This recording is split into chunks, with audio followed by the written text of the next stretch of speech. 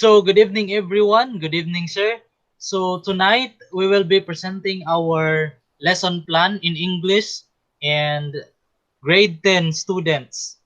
So, our learning competency is the degrees of adjectives.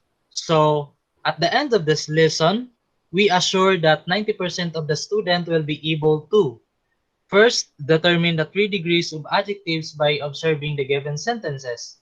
Second, demonstrate the three degrees of adjectives through conversation. And lastly, use the three degrees of adjective through essay writing. So our topic was all about the three degrees of adjective. So adjectives are used to describe, identify, modify, or quantify nouns or pronouns. Adjectives has three degrees that compare one thing to another. The three degrees of adjectives are positive, comparative, and superlative. So adjectives add information about number, color, type, and other qualities about the nouns and pronouns in your sentences. Adjectives help your reader get a fuller picture of the things you are writing about. So our references are or reference is came from the Google and other sources which is related to the degrees of adjectives and the brands of the adjectives.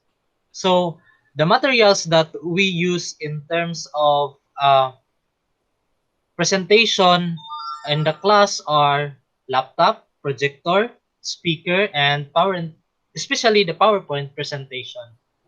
So, Ma'am Myla, what are as a teacher, what are your procedure or classroom routine? Good evening, sir. Now let's begin with the most important procedures. Our activity is observe and learn. As a teacher, I will divide the class into 5 groups and he will show to them different kinds of sentences using a PowerPoint presentation. The task of each group is to observe the given sentences. They will be given 3 minutes to do the activity. For example, Fernando is intelligent person. Right after the activity, I will be randomly asking the students with the following questions, which are: what have you observed from the given sentences? What do you think is the difference of the given sentences? Are there any clues that you have found from the given sentences? Or what are those? Now we have our abstraction.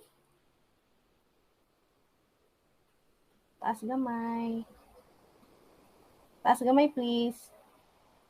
Ay, okay na.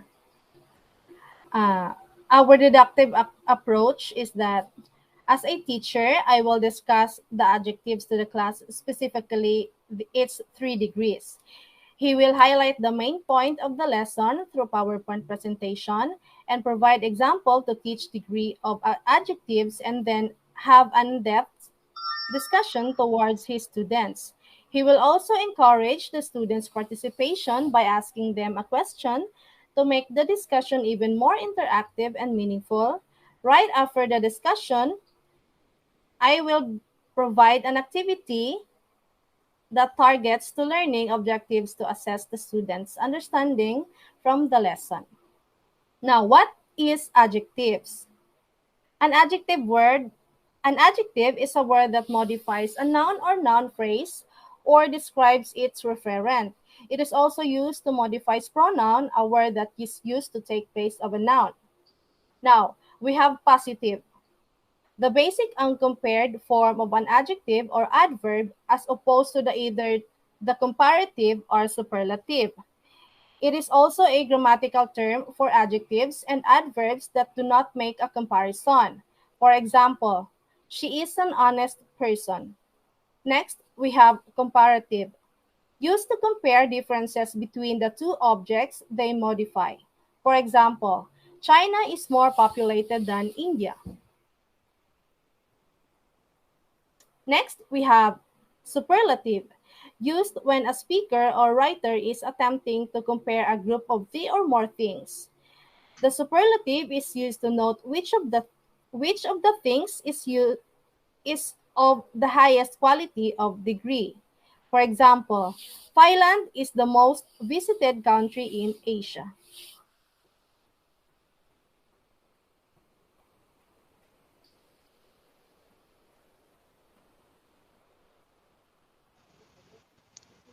So after the class discussion, I will be conducting an oral recitation for the students about the lesson that we've topic earlier so that I can determine if the students have really understood the topic. So I will be randomly pick or call as students to ask uh, I will be randomly and call students so that I can ask them the following questions. What is adjectives? What are the 3 degrees of adjectives? And what is the difference between comparative and superlative adjectives rather? And also I will ask a question lastly is who can give an example of each degree of adjectives? And also, I will be dividing the class into 5 groups so that they will be tasked to do oral I mean role playing so that they could apply the 3 degrees of adjectives, and also they are free to choose any scenarios that yes, any scenarios, for example, their conversation with their friends, conversation with their classmates, and anything. And as long as they can meaningfully or apply accurately the degree of adjectives. And also, they will be given only 5 minutes to practice, and their presentation should be only 2 to 3 minutes. And their performance should be graded based on the criteria I will be giving. And the criteria is that accuracy is 40%, clarity of speech is 30%, confidence is 30%. Accuracy is that they will be um, they will be using the adjectives along their play. Clarity of speech is that they speech always and always clear, and they're easy to understand the topic. And for the confidence is that students have a high self motivation and confidence about their uh, about what they play. For assessment So as a teacher, is that we assess our student through providing an activity that students learning from the lesson. I will ask the students to choose a partner. This time, the students are tasked to write an essay with a composition of 80 to 120 words only. They are asked to use the 3 degrees of adjectives in their essay by answering the question below. Why it's more fun in the Philippines? They are given 15 minutes to do the activity. The output will be graded based on the following criteria. The students will be graded based on my standard. The criteria are the content, the accuracy, the organization, and the grammar. So it should be substantial content, answer the given question, and sophisticated ideas. Use the 3 degrees of adjective accurately and appropriately. Sophisticated arrangement of content with evidence and well organized. So it should be few errors in terms of grammar.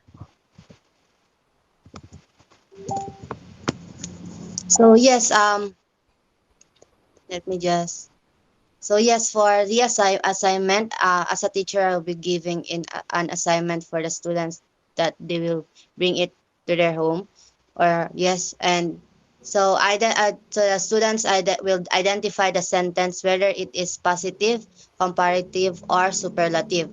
There are 10 questions, and it is a multiple choice, and it will be passed for tomorrow's class.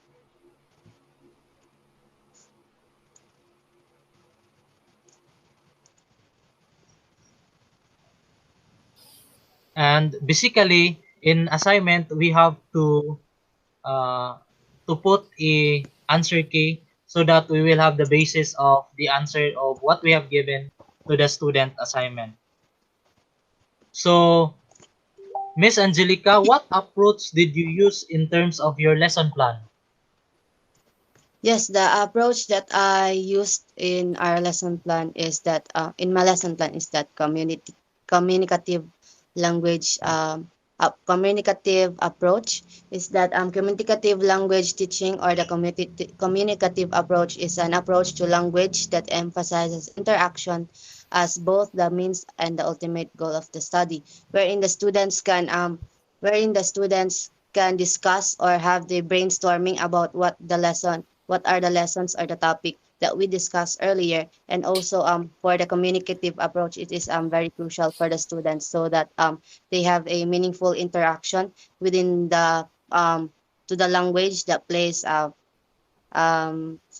this yes, it is a very crucial to students where it comes to a meaningful interaction. It is because we believe that the more the students are exposed to the language, the more acquisition will be. So listening is the method that we are going to use in the lesson plan because as educators, we believe that it is the best and effective way of teaching and helping students in developing their skills in understanding the grammar and the vocabulary so that they will be have better comprehension. So and also students will be able to participate and will understand the activities of the teacher.